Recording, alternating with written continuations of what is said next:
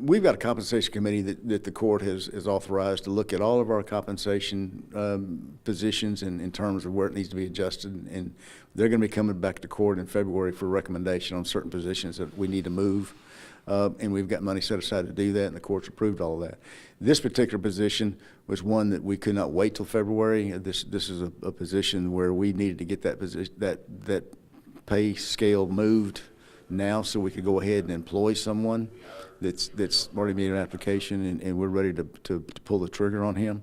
And so it was a matter of making sure we can get this employee and get him now. And it had to do with having he has the licensing of heating and air conditioning, so he's a licensed maintenance person that we want to get on the payroll. We have so much on our campus to have to deal with, and we certainly will continue to call outside vendors for support, but if we can get one in-house to be able to deal with some of our issues immediately versus having to wait, it's much better for all concerned regarding having someone in-house to be able to react immediately about heating and air conditioning issues. And so that was the reason we went ahead and did it today. Obviously, I asked Human Resources, did they support this move, and that was going to be part of their report in February to go ahead and make this move. So the court felt comfortable in going ahead and making this particular move now, and then we'll wait for the rest of the recommendations in February. You have to have certain licenses, state licensing, to be able to do the certain things with HVAC and heating, and so we've been interviewing for someone like that, and we needed to adjust that salary now in order to get that person, and the court was good with that. But in February, the committee is going to come back with the recommendations. It's a committee made up of a number of different people within the courthouse that will make recommendations, and they've looked at all the salaries of what we're paying.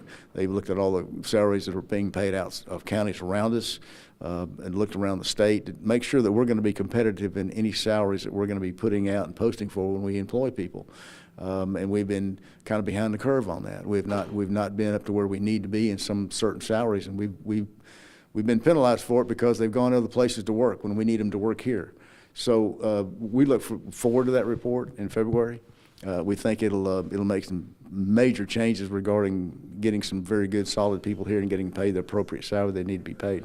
Anytime heating and air conditionings take place in the jail, which we have a particular maintenance person right now that does have the licensing, but sometimes the issues are so large it takes more than one to try and deal with all of them. And obviously we're under certain conditions with the jail commission regarding providing heating and air, and we want to make sure those things continue to work properly so there is no issues with the jail commission.